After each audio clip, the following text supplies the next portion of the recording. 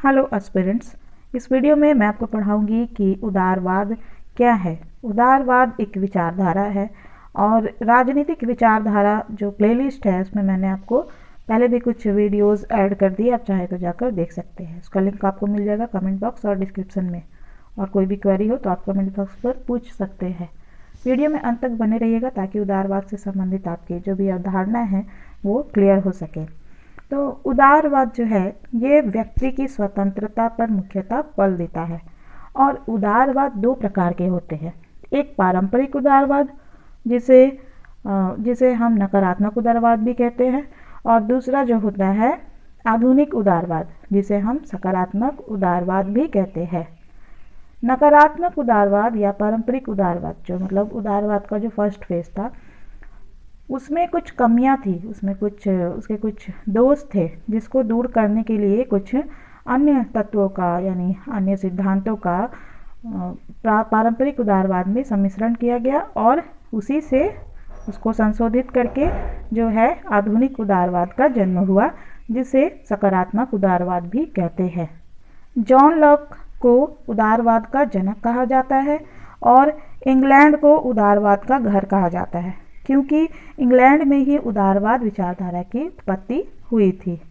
तो चलिए जानते हैं इन डेप्थ कि उदारवाद क्या है। एक राजनीतिक सिद्धांत के रूप में उदारवाद दो पृथक तत्वों का मिश्रण है। इसमें से एक लोकतंत्र है और दूसरा व्यक्तिवाद।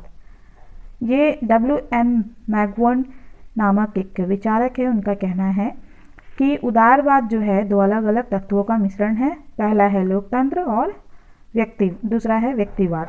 ठीक है, यानी उदारवाद लिबरलिज्म इज इक्वल टू लोकतंत्र प्लस व्यक्तिवाद। लोकतंत्र और व्यक्तिवाद को मिलाकर उदारवाद का निर्माण होता है। उदारवादी विचारधारा अन्य विचारधाराओं की तरह निश्चित और क्रमबद्ध विचारधारा नहीं है। उदारवाद ना तो किसी एक व्यक्ति के विचारों का परिणाम है और ना ही यह विचारधारा किसी एक युग के साथ जुड़ी हुई है। वास्तव में उदारवाद कोई एक दर्शन नहीं बल्कि अनेक विचारों का सम्मिश्रण है। यह एक जीवन दृष्टि, जीवन क्रम तथा मस्तिष्क की एक प्रवृत्ति है जिसके अंतर्गत अनेक मान्यताएं, आदर्श एवं संस्थाएं हैं। ऐसी स्थिति में उदारवाद की व्याख्या स्वाभाविक रूप से एक कठिन कार्य हो जाता है। उदारवाद क्या है? इस संबंध में अनेक प्रकार के विचार प्रचलित रहे। उदारवाद का घर इंग्लैंड रहा है, जैसे कि मैंने आपको पहले भी बताया, और इंग्लैंड में उदारवाद का उदय अनुदारवाद का विरोध करने वाली एक प्रवृत्ति के रूप में हुआ। ठीक है, इंग्लैंड में उदारवाद का उदय क्यों हुआ? इंग्लैंड में अनुदारवाद का विरोध करने वाली एक प्रवृत्ति के रूप में उदारवाद का जन्म हुआ। इसलिए अनेक व्यक्ति उदारवाद को अनुदारवाद का विलोम या तथा प्रगति और परिवर्तन का पर्यायवाची मानते हैं। इसमें संदेह नहीं कि जब अनुदारवादी ब्रिटेन में लंबे समय से चली आ रही राजनीतिक, सामाजिक और धार्मिक संस्थाओं, परंपराओं और रूढ़ियों को बनाए रखना चाहते थे, उस समय उदारवाद के द्वारा सुधार, परिवर्तन और प्रगति का समर्थन किया गया। लेकिन उदारवाद को प्रगति और परिवर्तन का पर्यायवाची नहीं माना जा सकता है, क्योंकि इसके द्वारा हमेशा परिवर्तनों का स्वागत नहीं किया गया है और परिवर्तनों का स्वागत करने के बजाय कुछ अवसरों पर इसने यानी उदारवाद ने विद्यमान व्यवस्था को बनाए रखने का पक्ष लिया है। इसके अलावा उदारवाद परिवर्तन के लिए क्रांति के मार्ग को अपनाने के तो नितांत विरुद्ध है। ठीक है, उदारवादी विचारधारा जो है परिवर्तन के लिए क्रांति के मार्ग को अपनाने का विरोधी है। ठीक है, वो क्रांति को सही रास्ता नहीं मानता है परिवर्तन के लिए। और इंग्लैंड में जो है ना वो पोप और पादरियों की, जो चर्च के पुजारी होते हैं उनको पादरी कहते हैं, और जो मुख्य मेन पुजारी होते हैं उसको पोप कहते हैं। तो इन लोगों का बोलबाला था, उन लोगों के कुछ सिद्धांत थे जिसकी वजह से लोगों का शोषण हो रहा था। तो उसका जब विरोध हुआ, ठीक है, परंपरागत रूढ़िवादी सोच का, विचारधारा का, तब इंग्लैंड में जो है उदारवाद का उदय हुआ। कुछ व्यक्ति उदारवाद को व्यक्तिवाद का पर्यायवाची मानते हैं, जो कि पूर्णतया सत्य नहीं है। यद्यपि व्यक्तिवाद उदारवाद का अभिन्न अंग है, किंतु दोनों एक ही चीज़ नहीं है। ठीक है, कहने का तात्पर्य है कि व्यक्तिवाद जो है वो उदारवाद का अंग है, लेकिन दोनों एक ही चीज़ नहीं है। ठीक है, जैसे कि हाथ हमारे शरीर का अंग है, लेकिन हाथ और शरीर दोनों एक ही नहीं है। ठीक है, उसी प्रकार व्यक्तिवाद उदारवाद का एक अभिन्न अंग है, महत्वपूर्ण अंग है, लेकिन दोनों ही यानी कि व्यक्तिवाद और उदारवाद दोनों ही एक चीज़ नहीं है। जॉर्ज सेबाइन ने लिखा है कि लगभग 1830 तक तो इन दोनों में कोई विशेष भेद नहीं था, क्योंकि उस समय तक ये दोनों विचारधाराएं व्यक्ति के जीवन में राज्य के हस्तक्षेप की विरोधी थी। लेकिन इसके बाद स्थिति बदल गई। ग्रीन जैसे उदारवादियों के द्वारा नकारात्मक स्वतंत्रता के साथ साथ सकारात्मक स्वतंत्रता पर जोर देते हुए कहा गया कि समाज के सभी सदस्यों के कल्याण और विकास के लिए राज्य के द्वारा समुचित सुविधाओं की व्यवस्था की जानी चाहिए। ठीक है, तो परंपरावादी उदारवाद जो था उसके प्रमुख समर्थक विचारकों में जे.एस. मिल और जॉन लॉक आते हैं। वहीं आधुनिक उदारवाद जो है, सकारात्मक उदारवाद, उसका समर्थन करने वालों में टी.एच. ग्रीन का नाम आता है। ठीक है, तो ग्रीन जो थे, टी.एच. ग्रीन विचारक, उन्होंने उदारवादियों के द्वारा नकारात्मक स्वतंत्रता के साथ साथ सकारात्मक स्वतंत्रता पर जोर देते हुए कहा कि समाज के सभी सदस्यों के कल्याण और विकास के लिए राज्य के द्वारा समुचित सुविधाओं की व्यवस्था की जानी चाहिए।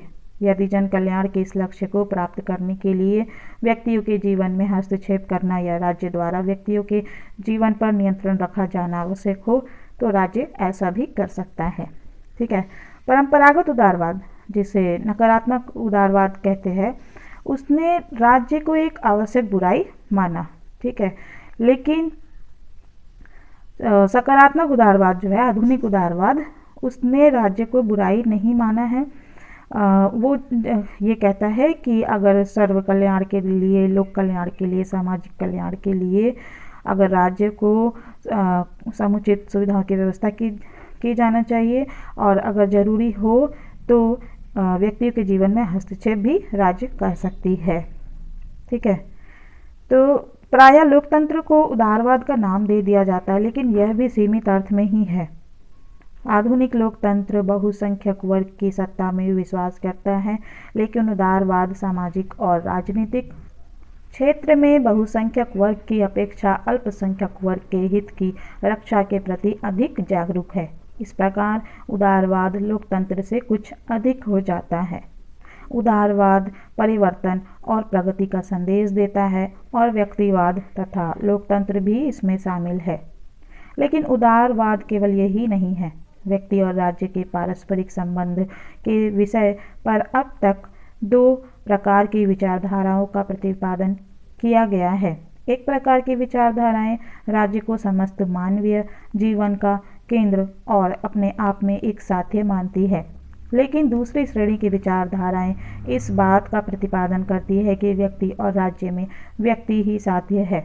उदारवाद दूसरे प्रकार की इन विचारधाराओं का समूह है, जो इस बात पर बल देता है कि समस्त मानवीय व्यवस्था का केंद्र व्यक्ति है। राज्य, समाज और अन्य संस्थाएं इस व्यक्ति के कल्याण के साधन मात्र ही है, और समस्त राजनीतिक, आर्थिक और सामाजिक व्यवस्था का निर्धारण व्यक्ति को केंद्र मानकर ही किया जाना चाहिए। क्लियर? तो बेसिकली उदारवाद क्या है? उदारवाद जो है समस्त मानवीय व्यवस्था का केंद्र व्यक्ति को मानता है। राज्य, समाज और अन्य संस्थाएं इस व्यक्ति के कल्याण के साधन मात्र है, अर्थात व्यक्ति को वो साध्य मानता है। उदारवाद व्यक्ति को साध्य और राज्य को साधन मानता है, और समस्त सामाजिक, राजनीतिक, आर्थिक व्यवस्था का निर्धारण व्यक्ति को केंद्र मानकर ही किया जाना चाहिए। यह है उदारवाद की कुछ मोटी मोटी बातें। उदारवाद की पृष्ठभूमि या उदय। उदारवाद का उदय किस प्रकार हुआ, चलिए जानते हैं। राजनीतिक चिंतन के क्षेत्र में उदारवाद का उदय अनेक प्रवृत्तियों का परिणाम था, जिसमें से कुछ इस प्रकार है। औद्योगिक क्रांति और पूंजीपति वर्ग का उदय। मध्य युग में लोगों का आर्थिक जीवन स्वतंत्र नहीं था। कृषक सामंतों के अधीन हुआ करते थे, और दस्तकारी तथा व्यापार भी अनेक नियंत्रण थे। क्या होता था? मध्य युग में लोगों का आर्थिक जीवन स्वतंत्र नहीं था। कृषक सामंतों के अधीन हुआ करते थे और दस्तकारी तथा व्यापार पर भी अनेक नियंत्रण कंट्रोल थे। दस्तकारों पर उनकी श्रेणियों का नियंत्रण हुआ करता था जो गिल्ड कहलाती थी। इसके अलावा चर्च भी आर्थिक जीवन में हस्तक्षेप किया करता था और आर्थिक जीवन की गतिविधियों के संबंध में अनेक धार्मिक तथा नैतिक नियम थे। 18वीं सदी के अंत में औद्योगिक क्रांति के परिणाम स्वरूप वस्तुओं का बहुत बड़े पैमाने पर उत्पादन होने लगा।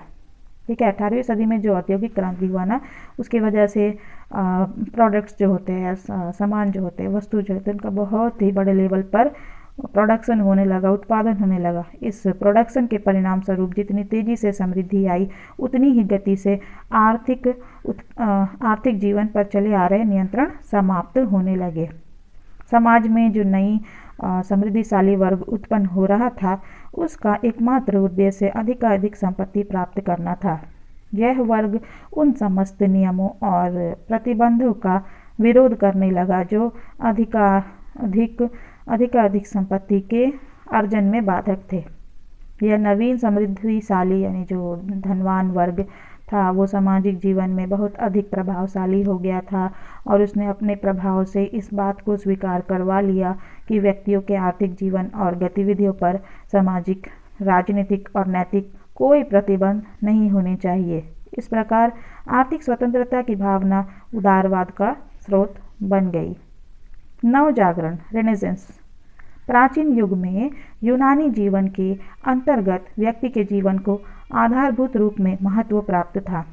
उनके चिंतन का रूप लौकिक था और प्राचीन यूनानियों ने दर्शन, साहित्य, कला और विज्ञान के क्षेत्र में आश्चर्यजनक प्रगति की थी। लेकिन मध्य युग में पारलौकिक दृष्टिकोण को अपना लिया गया और चिंतन का एकमात्र केंद्र ईश्वर ही हो जाने के कारण जीवन के अन्य क्षेत्रों में कोई प्रगति संभव नहीं हो सकी। मध्य युग में व्यक्ति को भुला दिया गया, लेकिन आधुनिक युग के प्रारंभ में शुरुआत में लोगों की दृष्टि फिर से यूनानी चिंतन पर पड़ी और नवजागरण के नाम से, रेनेसेंस के नाम से एक बौद्धिक आंदोलन चल पड़ा जिसने लोगों के विचारों, आदर्शों और चिंतन पद्धति में क्रांतिकारी परिवर्तन कर दिया। नवजागरण यानी कि रेनेसेंस ने व्यक्तियों के दृष्टिकोण को लौकिक बनाया, व्यक्ति और उसके व्यक्तित्व को सर्वोच्च महत्व प्रदान किया और उन्हें यह सिखाया कि सत्य की प्राप्ति का मार्ग श्रद्धा और अंधविश्वास का नहीं बल्कि बुद्धि और विवेक का है। ठीक है, नवजागरण ने व्यक्तियों को क्या सिखाया? नवजागरण ने व्यक्ति को सिखाया कि सत्य की प्राप्ति जो है अंधविश्वास और श्रद्धा से नहीं बल्कि बुद्धि और विवेक से होती है। इस प्रकार नवजागरण ने व्यक्ति स्वतंत्रता पर बल देकर उदारवाद का मार्ग प्रशस्त किया। उदारवाद का उदय होने में धर्म सुधार आंदोलन का भी बहुत बड़ा योगदान रहा है। मध्य युग न केवल राजनीतिक बल्कि धार्मिक निरंकुशता के लिए भी प्रसिद्ध रहा है। धार्मिक क्षेत्र में पोप, जैसे कि मैंने आपको बताया कि चर्च में जो है जो सबसे उच्च दर्जे के पुजारी थे, उनको पोप कहा जाता था। तो धार्मिक क्षेत्र में पोप लोगों की निरंकुशता थी और ऐसा माना जाता था कि पोप शास्त्रों का जो अर्थ बतलाते हैं वही प्रमाणिक है। 16वीं सदी में धर्म सुधार की प्रवृत्ति आरंभ हुई और मार्टिन लूथर, ज्विगली तथा काल्विन आदि धर्म सुधारकों के द्वारा धार्मिक निरंकुशता का विरोध प्रारंभ कर दिया गया। धर्म सुधार ने परंपराओं के बंधन तोड़कर आध्यात्मिक स्वतंत्रता का मार्ग प्रशस्त किया। लूथर ने सिखाया कि व्यक्ति और ईश्वर के बीच संबंध स्थापित करने के लिए किसी मध्यस्थ की आवश्यकता नहीं है। व्यक्ति स्वयं अपने प्रयत्नों से ईश्वर कृपा प्राप्त कर सकता है और धार्मिक क्षेत्र में शक्ति प्रयोग के लिए कोई स्थान नहीं हो सकता। इस प्रकार धर्म सुधार ने धार्मिक जीवन की बुराइयों का अंत कर व्यक्तियों को वास्तविक अर्थों में धार्मिक स्वतंत्रता प्रदान की। प्रोफेसर लास्की के शब्दों में धर्म सुधार के सिद्धांत तथा सामाजिक परिणाम व्यक्ति के लिए मुक्तिदायक सिद्ध हुए। निरंकुशतावादी शासन के विरुद्ध प्रतिक्रिया भी जो है उदारवाद के उदय में सहायक सिद्ध हुई। निरंकुशतावादी शासन के विरुद्ध प्रतिक्रिया उदारवाद के जन्म के लिए सबसे प्रमुख उत्तरदायी तत्व निरंकुशतावादी शासन के विरुद्ध प्रतिक्रिया ही रहा है। 16वीं और 17वीं शताब्दियाँ यूरोप के इतिहास में निरंकुश राजतंत्र के लिए प्रसिद्ध थी। यानी यूरोप में क्या होता था, यूरोप की राजनीतिक व्यवस्था बहुत ही अस्त व्यस्त थी। निरंकुश राजतंत्र का वहाँ पे बोलबाला था, राजा पे कोई अंकुश नहीं था, वो चाहे जो भी करे, ठीक है। इनमें से अनेक राज्यों के शासकों द्वारा दैवी उत्पत्ति के सिद्धांत का प्रतिपादन कर अपने आप को ईश्वर का अवतार घोषित कर दिया गया था। इनमें से कुछ सरकारें तो इतनी अधिक निरंकुश एवं अमर्यादित हो गई थी कि आशीर्वादम के शब्दों में उनके अर्थहीन कानून निश्चित दिनों के लिए विशिष्ट प्रकार के भोजन निर्धारित करते थे तथा मुर्दों को दफनाने के लिए विशेष प्रकार के वस्त्रों की व्यवस्था की आज्ञा देते थे। इस प्रकार के निरंकुशतावादी शासन के विरुद्ध प्रतिक्रिया उत्पन्न होना स्वाभाविक था और जॉन लॉक, मिल, स्पेंसर तथा ग्रीन के द्वारा व्यक्ति स्वातंत्र्य की विचारधारा उदारवाद का प्रतिपादन किया गया। उदारवाद के मूल सिद्धांत। उदारवाद के महत्व के 2 तत्व बताए, अगर इसमें कहा जाए तो इसमें आप डाल सकते हैं तत्व या सिद्धांत। उदारवाद के मूल सिद्धांत की विवेचना करें, ये भी क्वेश्चन आ सकता है इसमें से, ठीक है। तो उदारवाद के मूल सिद्धांत क्या है? उदारवाद एक विशाल नदी की भांति है जिससे बहुत सी छोटी नदियाँ मिलती है और उनसे प्रवाह क्रम में बहुत सी शाखाएँ और उपशाखाएँ निकल पड़ती है। उदारवाद के मूल सिद्धांत इस प्रकार है। मानवीय विवेक में आस्था। उदारवाद जो है मानव के विवेक में आस्था रखती है, यानी वो मानव को एक विवेकशील प्राणी मानती है।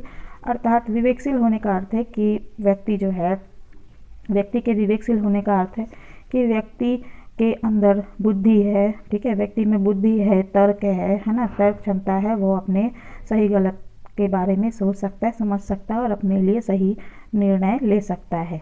तो मानवीय विवेक में उदारवाद की आस्था है। उदारवाद इतिहास तथा परंपराओं का विरोध करता है। यह भी उदारवाद का एक सिद्धांत है कि उदारवाद इतिहास और परंपराओं का विरोध करता है। उदारवाद व्यक्ति को साध्य तथा राज्य को साधन मानता है। यह भी उदारवाद की एक सिद्धांत है। उदारवाद लोकतंत्र का समर्थक है और विश्व शांति को आवश्यक मानता है, विश्व शांति का समर्थन करता है। इस प्रकार उदारवाद के कई सिद्धांत हैं। चलिए जानते हैं एक एक करके इन सिद्धांतों के बारे में। मानवीय विवेक में आस्था। उदारवादी विचारधारा का सर्वप्रमुख तत्व मानवीय बुद्धि और विवेक में मूलभूत आस्था है। यूरोप के विभिन्न देशों में मध्य युग के अंतर्गत ईसाईयत ने मनुष्य की बुद्धि को कठोर बंधनों में जकड़ रखा था और ऐसा माना जाता था कि चर्च के अधिकारी, विशेषकर पोप, यानी खासकर पोप, शास्त्रों का जो अर्थ बदलाते हैं वही प्रामाणिक है।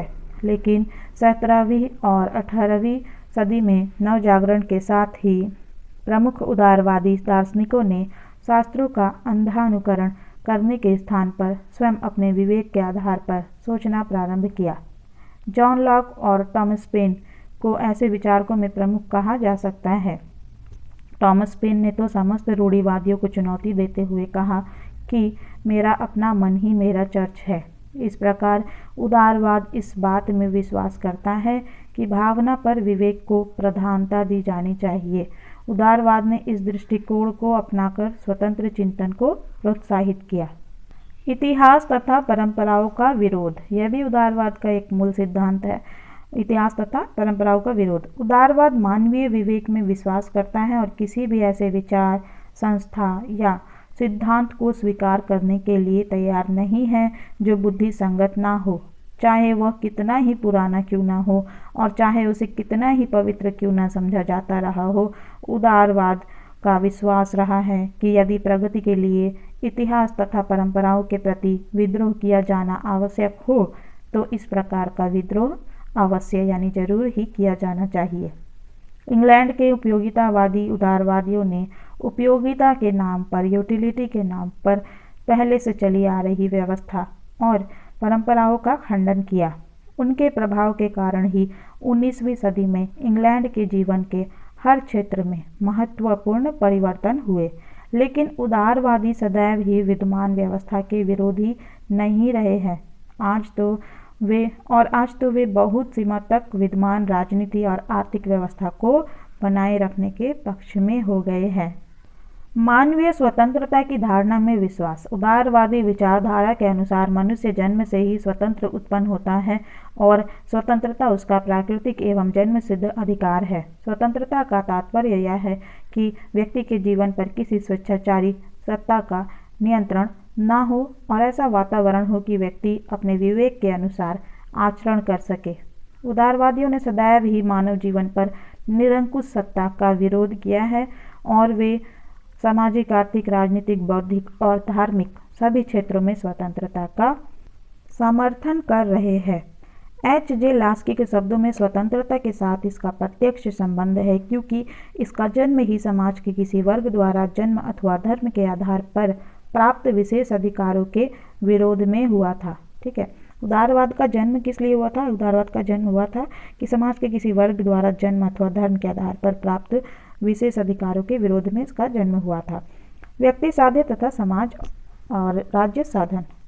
उदारवादी विचारधारा जो है व्यक्ति को साध्य और समाज और राज्य को साधन मानते हैं। उदारवाद का मूल आधार व्यक्ति है और वे व्यक्ति को साध्य मानकर ही आगे बढ़ते हैं। उदारवादियों के अनुसार व्यक्ति का भौतिक, बौद्धिक और आध्यात्मिक कल्याण, उसकी रचनात्मक शक्तियों का विकास ही सबसे अधिक महत्वपूर्ण चीज़ है। समाज और राज्य तो साधन मात्र है और उनका महत्व उसी सीमा तक है जहाँ तक वे इस लक्ष्य की पूर्ति में सहायक होते हैं। समाज और राज्य कृत्रिम संगठन।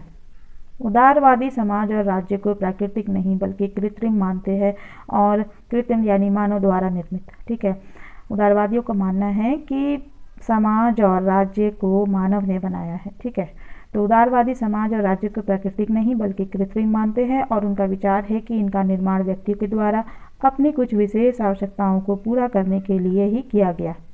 व्यक्ति अपने आप में पूर्ण है। समाज और राज्य का संगठन उनके द्वारा अपनी निश्चित योजना के अनुसार किया गया और इस नाते व्यक्तियों को यह अधिकार प्राप्त हो जाता है कि वे समाज और राज्य के संगठन में अपनी आवश्यकता अनुसार संशोधन, परिवर्तन का कार्य कर सके। इस प्रकार उदारवादी न तो राज्य की प्राकृतिकता में विश्वास करते हैं और न ही व्यक्ति और राज्य के पारस्परिक संबंधों के विषय पर सावयव सिद्धांत में। उदारवाद व्यक्ति के प्राकृतिक अधिकारों की धारणा में विश्वास करता है। उदारवादियों का विश्वास रहा है कि व्यक्ति के कुछ जन्मजात और अनुल्लंघनीय अधिकार है जिन्हें व्यक्ति के प्राकृतिक अधिकार कहा जा सकता है। उनका कथन है, उदारवादियों का कहना है कि अधिकारों की सृष्टि किसी मानवीय संस्था, समाज या राज्य के द्वारा नहीं की गई बल्कि ये तो इन संस्थाओं के अस्तित्व के पूर्व से विद्यमान रहे हैं और समाज तथा राज्य की उत्पत्ति इन अधिकारों की रक्षा के लिए हुई है। ठीक है, तो उदारवादी क्या मानते हैं? उदारवादी मानते हैं कि प्राकृतिक अधिकार जो है समाज, राज्य और इन संस्थाओं के आने से पहले ही प्राकृतिक अधिकार मौजूद थे। इस संबंध में लॉक का प्राकृतिक अधिकारों का सिद्धांत विशेष प्रसिद्ध है जिसके अनुसार व्यक्ति के मुख्य प्राकृतिक अधिकार जीवन, संपत्ति और स्वतंत्रता के अधिकार है। ठीक है, और उदारवादी ये मानते हैं कि जीवन, संपत्ति और स्वतंत्रता के अधिकार की सुरक्षा के लिए ही समाज और राज्य की उत्पत्ति हुई है और इनकी उत्पत्ति मानव ने किया है। ठीक है, व्यक्ति ने किया है। धर्मनिरपेक्ष राज्य का आदर्श।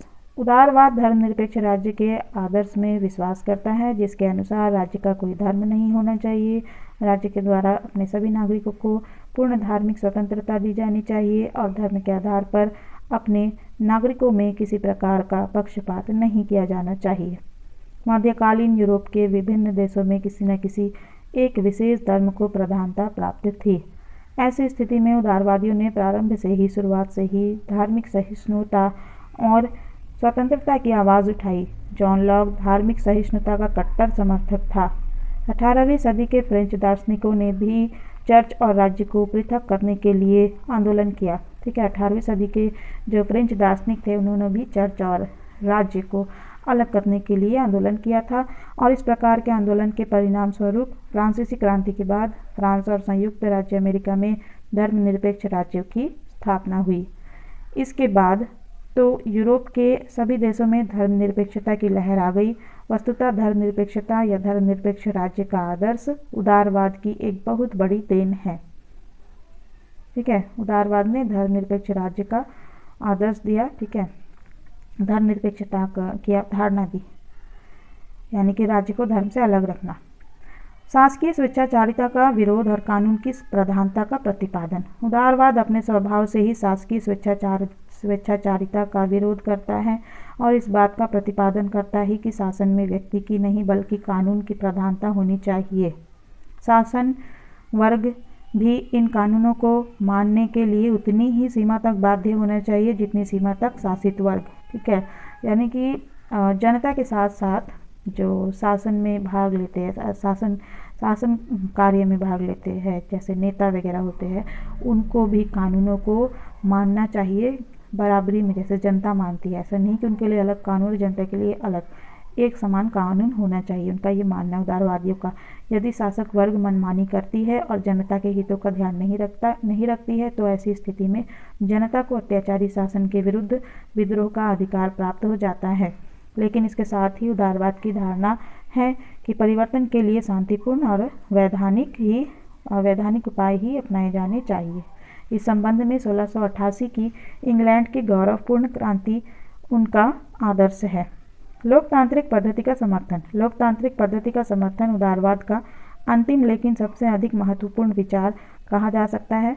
उदारवाद का जन्म ही स्वेच्छाचारी शासन के विरुद्ध प्रतिक्रिया के रूप में हुआ और लोक प्रभुत्व उदारवाद का मूल तत्व है। उदारवादी विचारधारा के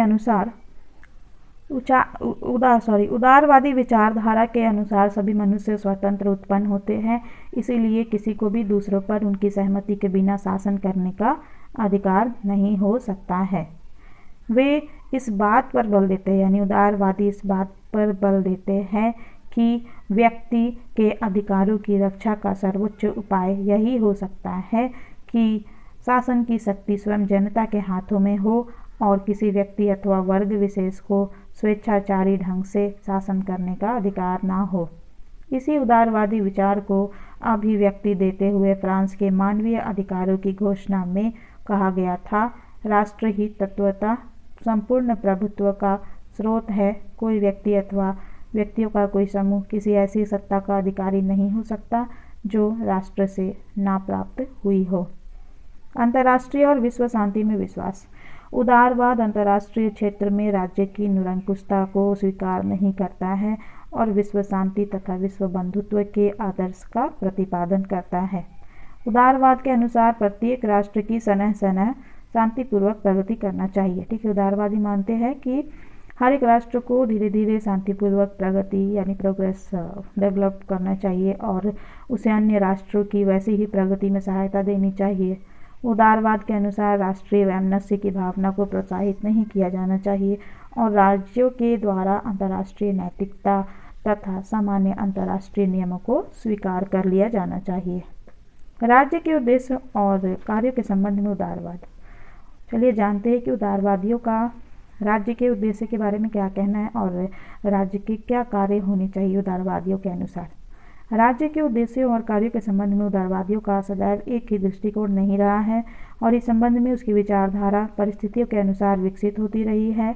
इस संबंध में उदारवाद के प्रमुख रूप से दो रूप बतलाए जा सकते हैं।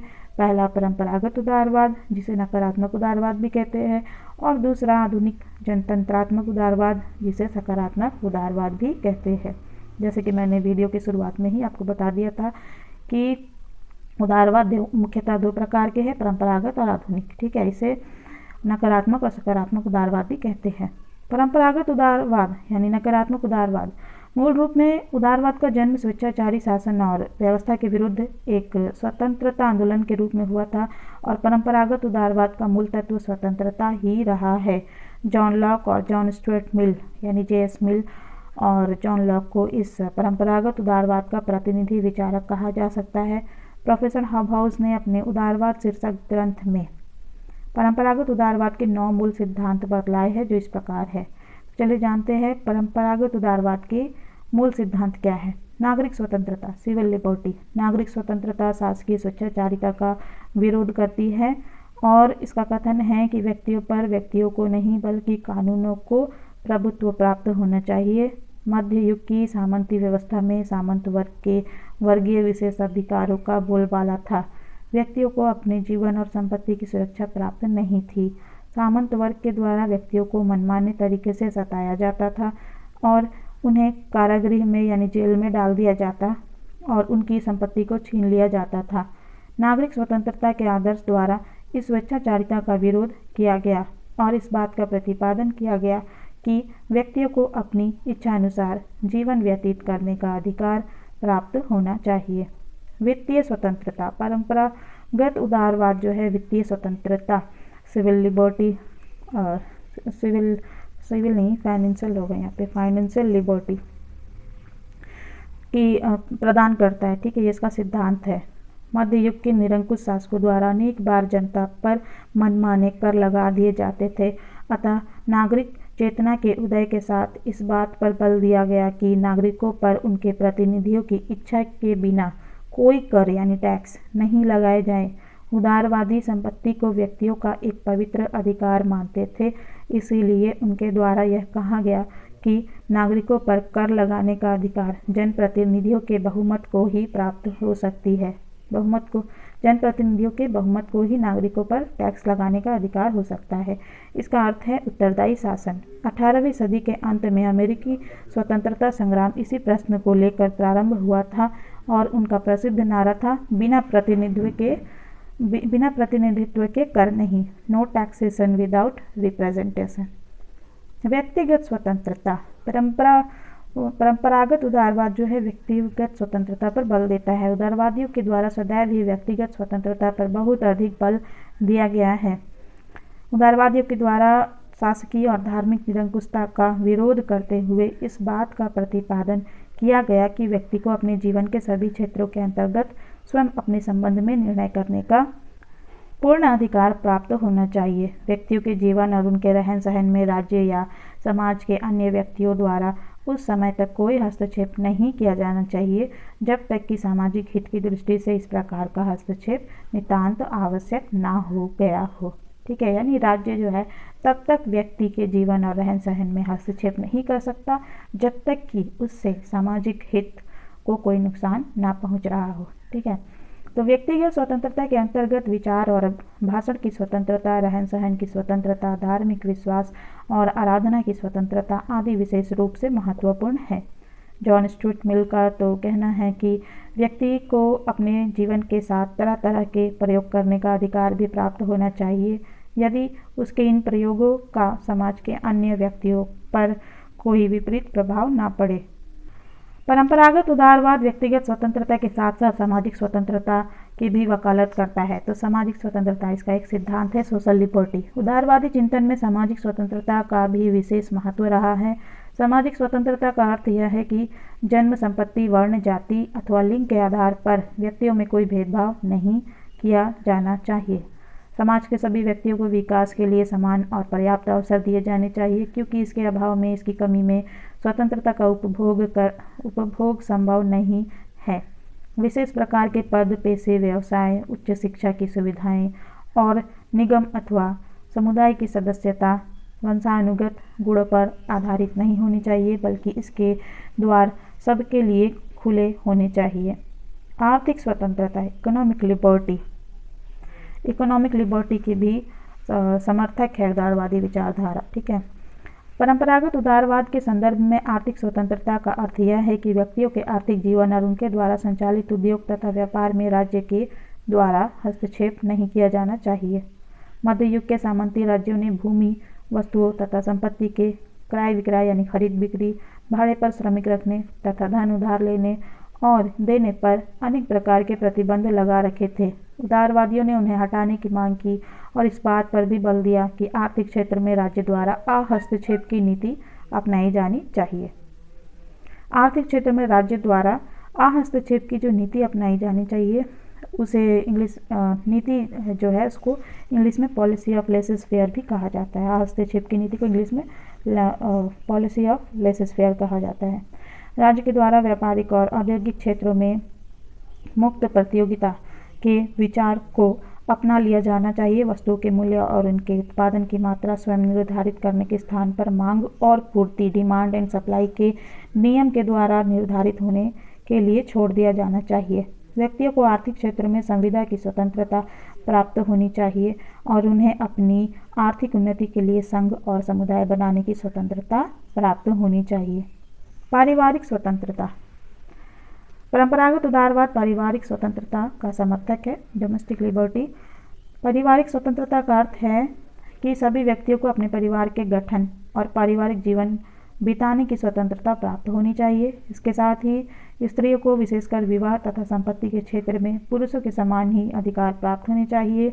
बच्चों को भी विशेष परिस्थितियों के अंतर्गत माता पिता के दुर्व्यवहार के विरुद्ध सुरक्षा प्राप्त होनी चाहिए और माता पिता को उनके शारीरिक, मानसिक और नैतिक विकास के लिए उत्तरदायी ठहराया जाना चाहिए। जातीय तथा राष्ट्रीय स्वतंत्रता। Racial and national liberty. उदारवादी विचारक राष्ट्रों के आत्मनिर्णय के सिद्धांत के प्रबल समर्थक थे और भौगोलिक तथा प्रशासकीय दोनों क्षेत्रों में स्वशासन के सिद्धांत का प्रतिपादन करते थे।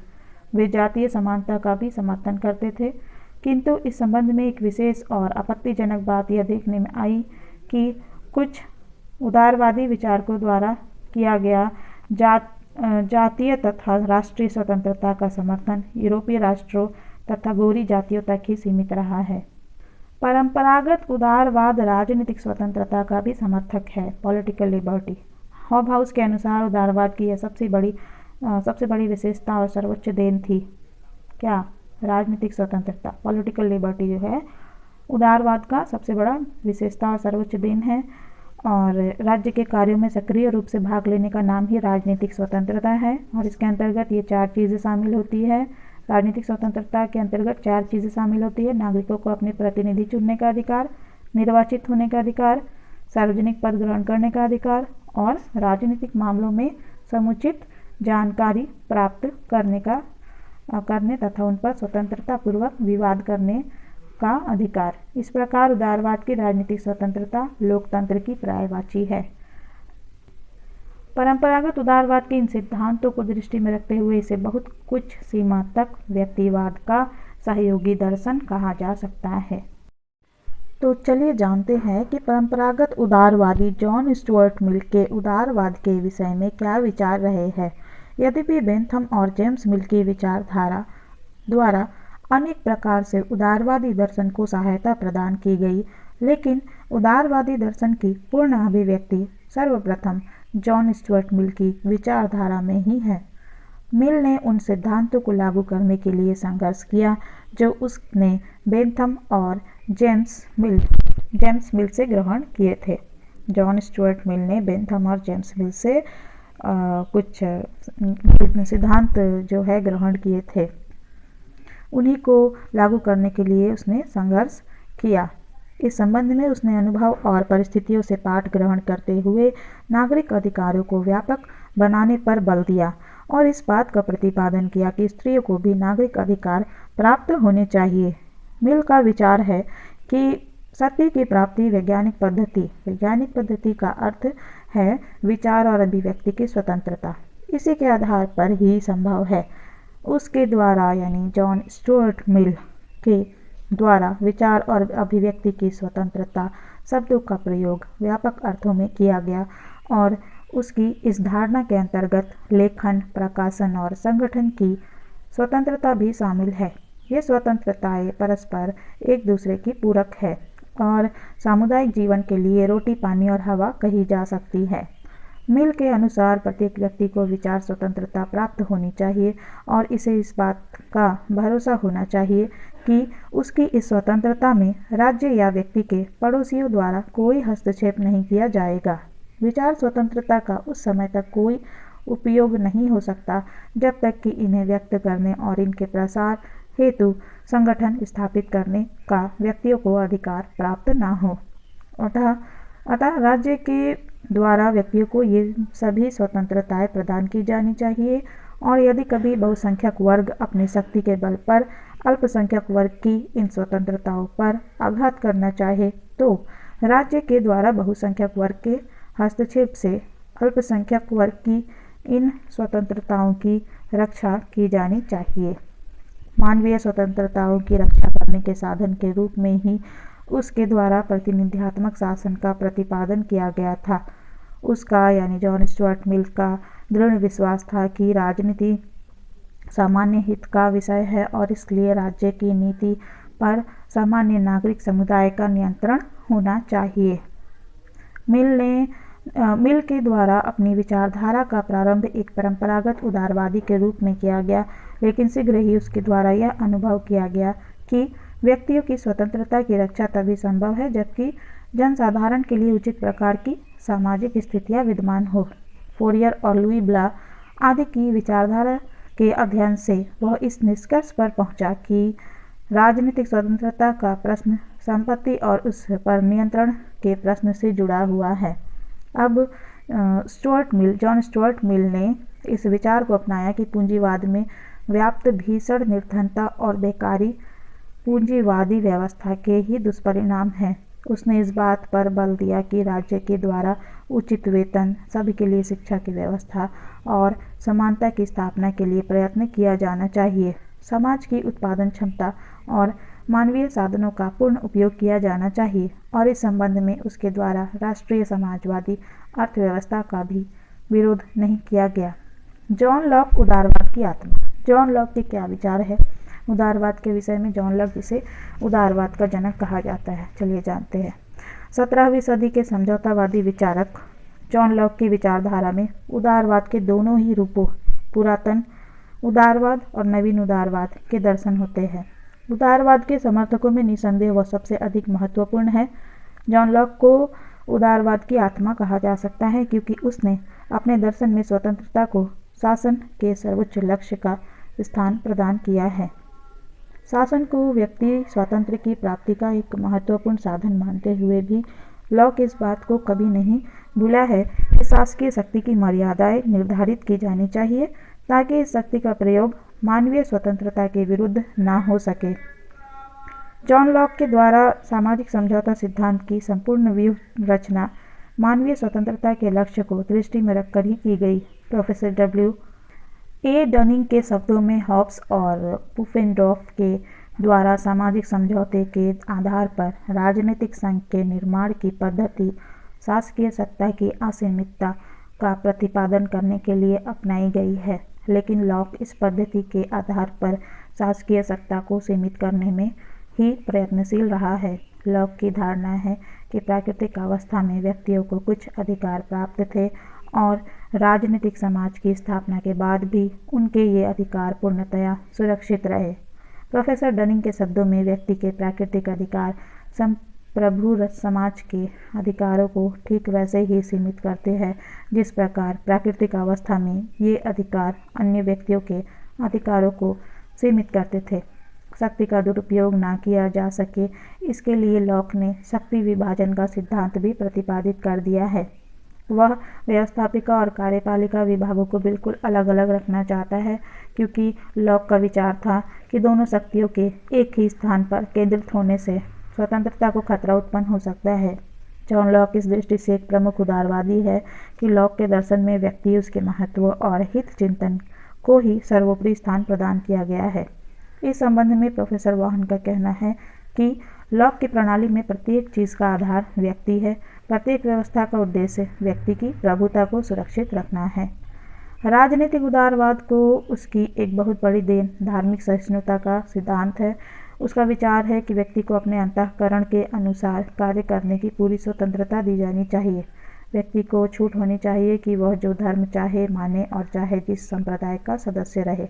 वस्तुतः लॉक व्यक्तियों की स्वतंत्रता की रक्षा के प्रति इतना अधिक जागरूक है कि उसके द्वारा व्यक्तियों को कुशासन के विरुद्ध विद्रोह का स्पष्ट अधिकार प्रदान किया गया है।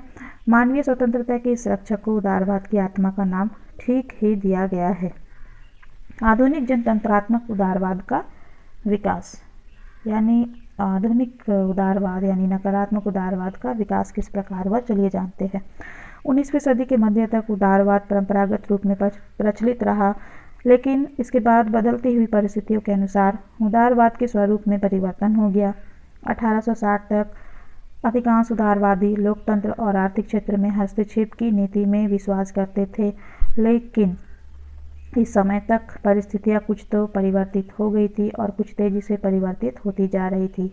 आर्थिक क्षेत्र में हस्तक्षेप की नीति को अपनाने के परिणाम स्वरूप निर्धन श्रमिक वर्ग के लिए बहुत ही अधिक बुरा हुआ और यह बहुत अधिक जरूरी हो गया था कि निर्धन व्यक्तियों के हितों की रक्षा के लिए राज्य द्वारा आर्थिक क्षेत्र में हस्तक्षेप किया जाए। इसके अलावा दूसरी बात यह थी कि ब्रिटेन उदारवाद का घर रहा है और ब्रिटेन में मताधिकार क्रमशः व्यापक होते जाने के कारण किसी भी राजनीतिक दल यानी ब्रिटेन के उदार दल के लिए यह जरूरी हो गया था कि राजनीतिक प्रभुत्व प्राप्त करने के लिए निम्न वर्गों यानी गरीब वर्गों पर ध्यान केंद्रित किया जाए। इन नवीन उदारवादियों द्वारा यह कहा गया कि निर्धन, साधनहीन और अशिक्षित जनता अपने हितों की रक्षा नहीं कर सकती और धनी मानी वर्ग उसके शोषण का प्रयत्न करता है। अतः जनता के हित के सभी संभव कार्य सरकारी क्षेत्र में आ जाने चाहिए। इस दृष्टि से उदारवादियों ने राज्य द्वारा संचालित स्कूलों की व्यवस्था, मद्य निषेध, बच्चों तथा स्त्रियों के श्रम के अधिकाधिक नियमन, श्रमिकों के लिए क्षतिपूर्ति की व्यवस्था आदि का समर्थन प्रारंभ कर दिया। इसके बाद उनके द्वारा इस बात पर बल दिया गया कि राज्य द्वारा व्यापार, वृद्धावस्था के लिए पेंशन योजना तथा बेकारी और बीमारी बीमा योजना को अपनाया जाना चाहिए।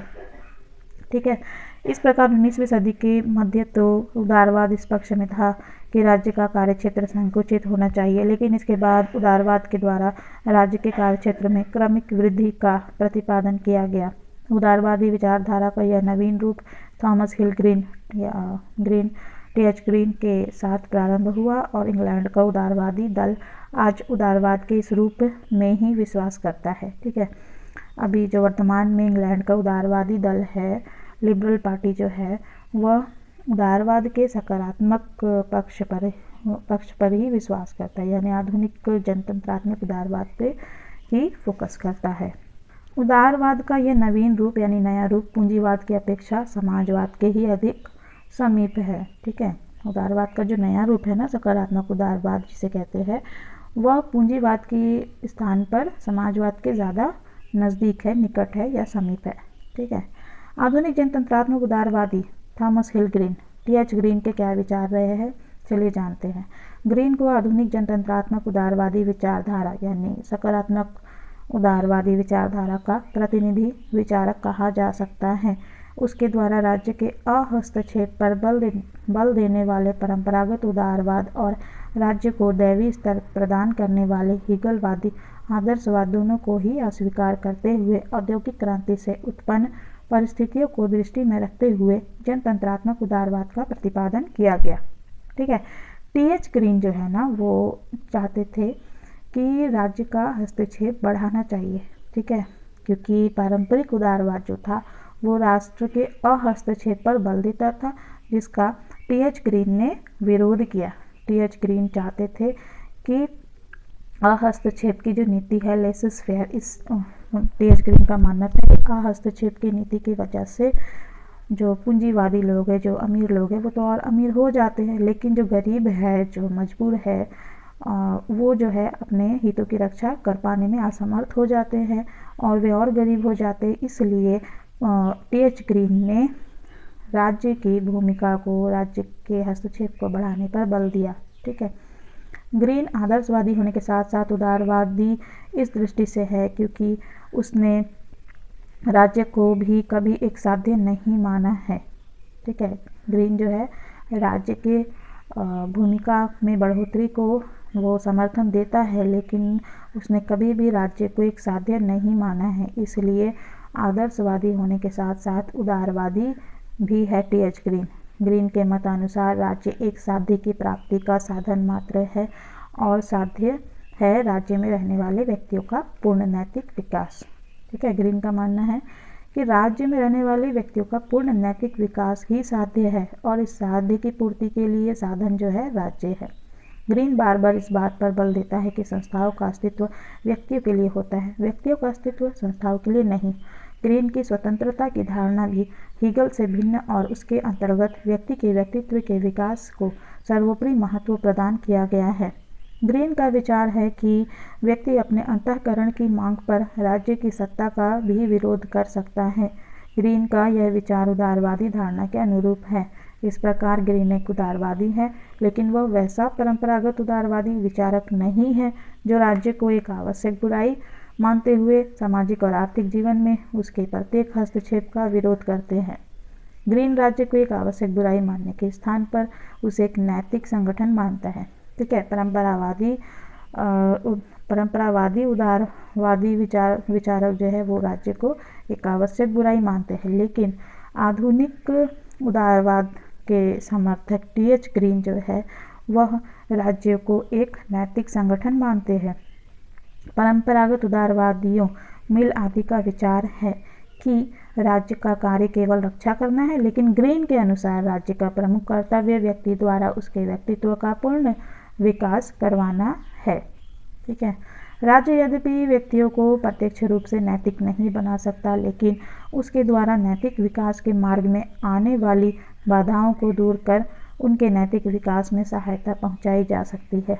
इस दृष्टि से राज्य के द्वारा अज्ञान, शराबखोरी और भिखमंगापन आदि बाधाओं को दूर किया जाना चाहिए और ऐसे कानूनों का निर्माण किया जाना चाहिए जो श्रमिक वर्ग के हितों की अधिक रक्षा करे और समस्त जनता को स्वास्थ्य तथा शिक्षा के क्षेत्र में अधिक सुविधाएं प्रदान करे। ग्रीन ने राज्य के द्वारा सज्जीवन के मार्ग की सभी बाधाओं को दूर करने की जो बात कही है, उसके आधार पर कहा जा सकता है कि टी.एच. ग्रीन ने 20वीं सदी के जन कल्याणकारी राज्य की नींव डाली।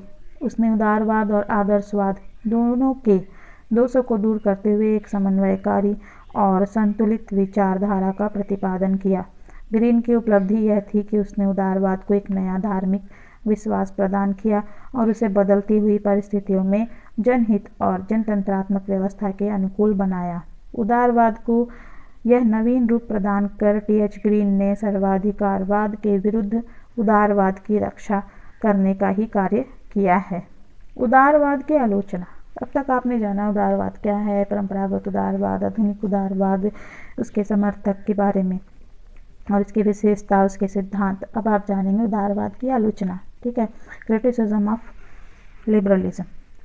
परंपरागत उदारवाद की तो लगभग उसी प्रकार से आलोचना की जाती है जिस प्रकार से व्यक्तिवाद की आलोचना की गई है, क्योंकि परंपरागत उदारवाद व्यक्तिवाद की ही तरह आर्थिक क्षेत्र में राज्य के हस्तक्षेप की नीति का प्रतिपादन करता है, लेकिन इसके अलावा भी उदारवाद की कुछ आलोचनाएं की गई है। उदारवाद के इन आलोचकों में ब्रिटिश संसद के अनुदारवादी सदस्य एडमंड बर्क का नाम सबसे प्रमुख रूप से लिया जाता है। ब्रिटिश संसद के अनुदारवादी सदस्य एडमंड बर्क के अनुसार उदारवाद की प्रथम और सबसे गंभीर त्रुटि यह है कि इसके द्वारा इतिहास और परंपराओं को उचित महत्व प्रदान नहीं किया गया है। परंपराओं को पीछे पीढ़ियों का अनुभव निहित होता है और अतीत से एकदम और पूर्ण संबंध तोड़ लेना ना तो संभव है और ना ही उचित। आज का जीवन बहुत कुछ सीमा तक भूतकालीन परिस्थितियों का ही परिणाम है। उदारवाद की आलोचना करते हुए यह भी कहा जा सकता है कि इस दर्शन में मानवीय बुद्धि को बहुत अधिक महत्व प्रदान किया गया है, जो अनुचित है।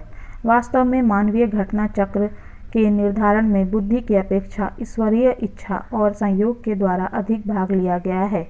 उदारवादी राज्य को एक कृत्रिम संस्था और समझौते का परिणाम मानते हैं, लेकिन वास्तव में ऐसा नहीं है। राज्य ना तो किसी समझौते के परिणाम स्वरूप उत्पन्न हुआ और ना ही कोई व्यावसायिक ढंग की साझेदारी है जिसे इच्छानुसार भंग किया जा सकता है।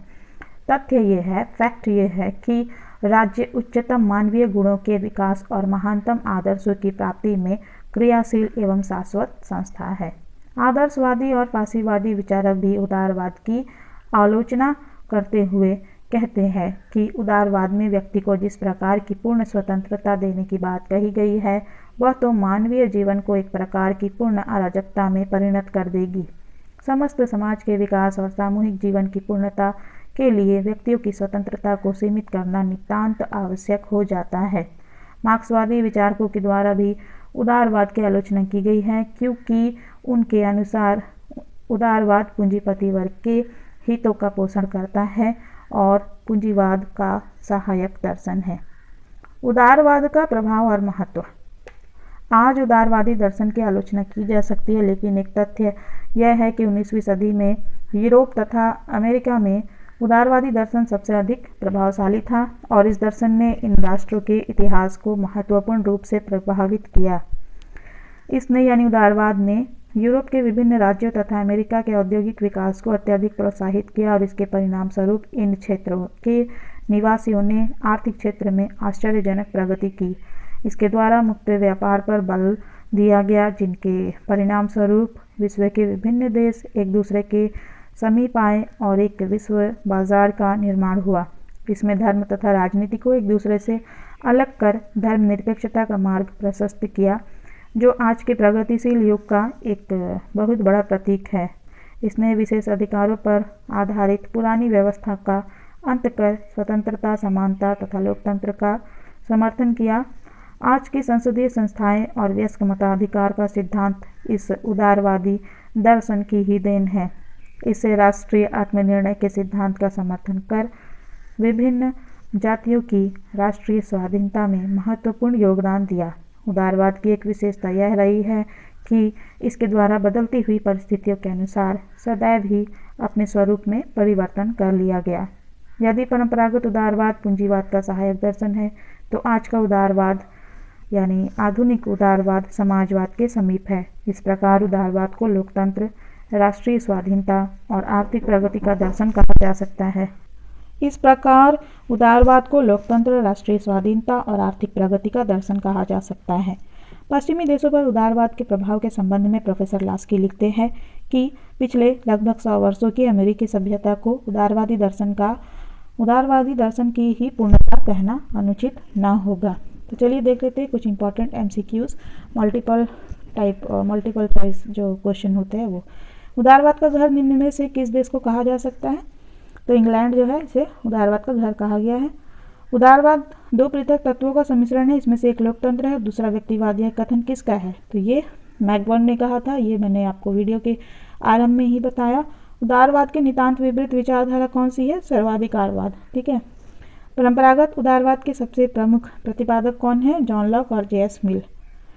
आधुनिक जनतंत्रात्मक उदारवाद, जिसे सकारात्मक उदारवाद भी कहते हैं, के सबसे प्रमुख प्रतिपादक कौन है? TH green.